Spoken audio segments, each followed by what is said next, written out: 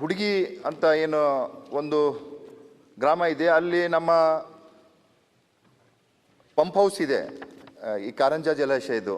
ಆ ಪಂಪ್ ಹೌಸ್ನಲ್ಲಿ ಅಲ್ಲಿಂದ ಒಂದು ಮೋಟ್ರು ಮತ್ತು ಪಂಪ್ ಖರಾಬಾಗಿ ಸುಮಾರು 5-6 ದಿವಸ ನೀರು ಸರಬರಾಜು ಆಗಿಲ್ಲ ಮಾನ್ಯ ಅಧ್ಯಕ್ಷರೇ.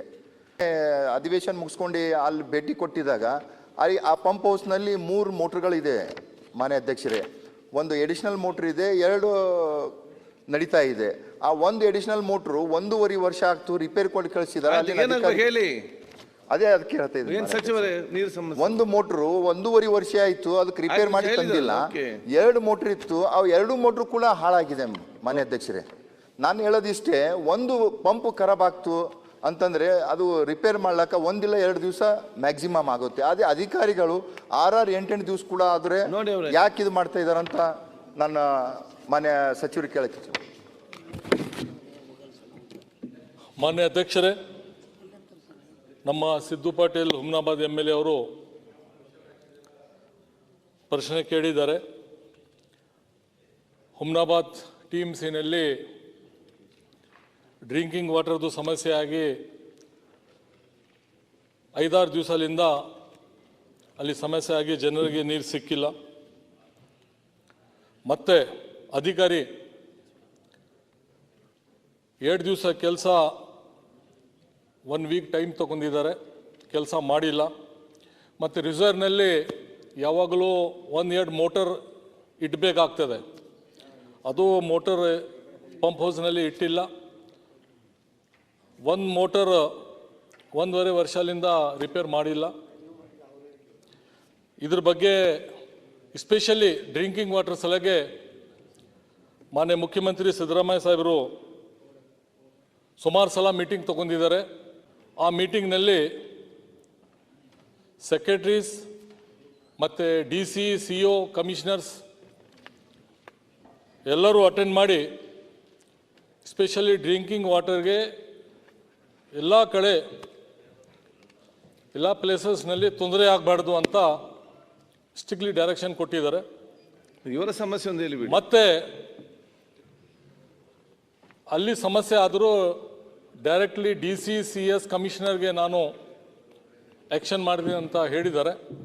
ಅದರ ಸಲಹೆಗೆ ಹುಮನಾಬಾದ್ನಲ್ಲಿ ನಾನು ಇಮಿಡಿಯೇಟ್ ರಿಪೋರ್ಟ್ ಕಳಿಸ್ಬೇಕಂತ DC-ಗೆ ಹೇಳಿದ್ದೀನಿ. DC ಆಲ್ರೆಡಿ 1 JE-ಗೆ ಸಸ್ಪೆಂಡ್ ಮಾಡಿದ್ದಾರೆ. ಮತ್ತು ಚೀಫ್ ಆಫೀಸರ್ಗೆ ರಿಪೋರ್ಟ್ ನನ್ನ ಹತ್ರ ಮೋಸ್ಟ್ಲಿ ನಾಳೆ ಟುಮಾರೋ ತನಕ ಬರ್ಬೋದು. ಅದ್ರ ಮೇಲೆ ಐ ಟೇಕ್ ಏನು ಸೀರಿಯಸ್ ಆ್ಯಕ್ಷನ್. ಓಕೆ. ಮತ್ತು ಸುಮಾರು ದಿವಸ ಪೈಪ್ಲೈನ್ ಆಗಿದೆ, 20-30 ವರ್ಷ ಆ ಪೈಪ್ಲೈನ್ ಮಾಡಿದ್ದಾರೆ. ಅದ್ರದ್ದು ಎಲ್ಲ ಡೀಟೇಲ್ ಮಾಹಿತಿ ತೆಗೆದು ಆಮೇಲೆ ಎಕ್ಸಾಮಿನ್ ಮಾಡಿ ನಾನು ತೀರ್ಮಾನ ಮಾಡ್ತೀನಿ ಸರ್. ಮಾನ್ಯ ಅಧ್ಯಕ್ಷರೇ, ನಾನು ಶಾಸಕನಾಗಿನ ಮೇಲೆ ನಮ್ಮ ಹುಮ್ನಾಬಾದ್ ಪುರಸಭೆಗೆ 10 ಚೀಫ್ ಆಫೀಸರ್ ಚೇಂಜ್ ಆಗಿದ್ದಾರೆ ಮಾನ್ಯ ಅಧ್ಯಕ್ಷರೇ. ಚಾನ್ಸ್ ನಿಮ್ದು 2 ವರ್ಷದಲ್ಲಿ 10 ಚೀಫ್ ಆಫೀಸರ್ ಚೇಂಜ್ ಆದರೆ ಅವ್ರ ಕೆಲಸ ಮಾಡಕ್ಕೆ ಹೆಂಗಾಗುತ್ತೆ ತಾವು ಹೇಳಿ. ಇದ್ರ ಬಗ್ಗೆನೂ ಕೂಡ ಮಾನ್ಯ ಸಚಿವರ ಗಮನ ಹರಿಸ್ಬೇಕಲ್ಲ. ಒಬ್ಬರದು ಡಿಜಿಟಲ್ ಕೀ ಪುರಸಭೆ ಮುಖ್ಯಾಧಿಕಾರಿ ಬರ್ಬೇಕಂದ್ರೆ 15 ದಿವಸ 20 ದಿವಸ ಬೇಕು. ಆದರೆ ಏನು ಕೆಲಸ ಮಾಡೋಕ್ಕಾಗುತ್ತೆ? ಮತ್ತು ಈಗಾಗಲೇ ತಾವು ಏನು ಒಂದು ಜೈಗೆ ಸಸ್ಪೆಂಡ್ ಮಾಡಿದ್ರ ಅಂತ ಹೇಳಿದ್ರಿ. ನಮ್ಮ ಹುಮ್ನಾಬಾದ್ ಪುರಸಭೆಗೆ ಇರೋದು ಒಂದೇ ಒಂದು ಜೈ, ಅವನೊಬ್ಬರಿಗೆ ಸಸ್ಪೆಂಡ್ ಮಾಡಿದ ಮೇಕೆ ಮತ್ತೆ ಈಗ ಬೇರೆ ಯಾರು ಕೆಲಸ ಮಾಡ್ಬೇಕಲ್ಲಿ ಮಾನ್ಯ ಅಧ್ಯಕ್ಷರೇ? ಮಾನ್ಯ ಸಚಿವರೇ, ಯಾಕೆ ಈಗಾಗಲೇ ತಾವು ನೋಡ್ಬೋದು ತಮ್ಮ ಕ್ಷೇತ್ರಕ್ಕ ಬೀದರ್ದಲ್ಲಿ ಬಹಳಷ್ಟು ಅಧಿಕಾರಿಗಳಿದ್ದಾರೆ, ಎಲ್ಲಕ್ಕೂ ಕೂಡ ಇದೆ. ಬಾಲ್ಕಿದಾಗ ಹರ, ಬೀದರ್ದಾಗ ಹರ, ಹುಮ್ನಾಬಾದ್ದಾಗ ಏನೂ ಇಲ್ಲ. ಇದು ಯಾಕೆ ತಾರತಮ್ಯ ನಡೀತಾ ಇದೆ? ಹುಮ್ನಾಬಾದ್ನಲ್ಲಿ ಸ್ವಲ್ಪ ಸಮಸ್ಯೆ ಇದೆ, ಅದ್ರ ಬಗ್ಗೆ ಏನಂತ ಗೊತ್ತಾಗಬೇಕಲ್ಲ. ಸಮಸ್ಯೆ ಅಂತ ಪ್ರಶ್ನೆ ಹಿಂಗೆಲ್ಲ ಉತ್ತರ ಕೊಟ್ರೆ ಸಮಸ್ಯೆ ಅಂದ್ರೆ ಮತ್ತೆ ನಿಮ್ಮ ಓನ್ ಡಿಸ್ಟ್ರಿಕ್ಟ್ ಇದು, ನಿಮ್ಮ ಓನ್ ಡಿಸ್ಟ್ರಿಕ್ಟ್ ಅಲ್ಲಿ ಈ ಪರಿಸ್ಥಿತಿ ಆದ್ರೆ ಅಲ್ಲಿ ಸ್ವಲ್ಪ ಲೋಕಲ್ಸ್ ಇಶ್ಯೂ ಇದೆ. ಅದು ನಮ್ಮ MLA ಸಿದ್ದು ಪಾಟೀಲ್ ಜೊತೆಗೆ ನಾಳೆ ನಾಡ್ದು ಚರ್ಚೆ ಮಾಡಿ ಅದು ಪ್ರಾಬ್ಲಮ್ ಸಾಲ್ವ್ ಮಾಡ್ತೀನಿ ಸರ್. ಪ್ರಭು, ಏನು ಈಗ ನಿರ್ವಹಣೆ ಪುರಸಭೆಯಿಂದ ಆಗ್ತಾ ಇದೆ. ನನ್ನ ಮತಕ್ಷೇತ್ರದಲ್ಲಿ ಹುಮ್ನಾಬಾದ್, ಹಳ್ಳಿಕೇಡ್, ಚಿಡುಗುಪ್ಪ 3 ಪುರಸಭೆ ಒಳಗೊಂಡದೇ ಇದೆ ಮಾನ್ಯ ಅಧ್ಯಕ್ಷರೇ.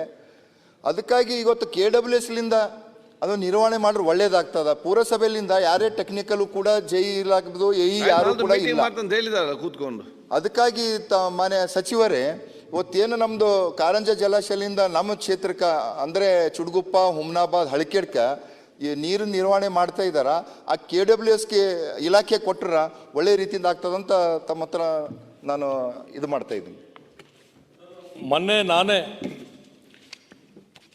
ಮತ್ತು district in charge minister Eshwar Khandre ಅವರು ಮತ್ತು ಸಿದ್ದು ಪಾಟೀಲ್ ಇದ್ದರು ಅಮೃತಿ ಸ್ಕೀಮ್ನಲ್ಲಿ 160 crore rupeesದು ಹೊಸ ಸ್ಕೀಮ್ ಆಲ್ರೆಡಿ ಉದ್ಘಾಟನೆ ಮಾಡಿದ್ದು. ಓಕೆ ಆಲ್ರೆಡಿ ಕೆಲಸ ಸ್ಟಾರ್ಟ್ ಆಗಿದೆ. ಓಕೆ ಇನ್ನು ಸ್ವಲ್ಪ ಬೇರೆ ಏನೋ ಕನ್ಫ್ಯೂಷನ್ ಮತ್ತು ಏನೋ ಡಿಫಿಷಿಯನ್ಸಿ ಇದ್ದರೂ ಅದು ಚರ್ಚೆ ಮಾಡಿ ಆ ಸೊಲ್ಯೂಷನ್ ಮಾಡಿಸ್ತೀವಿ.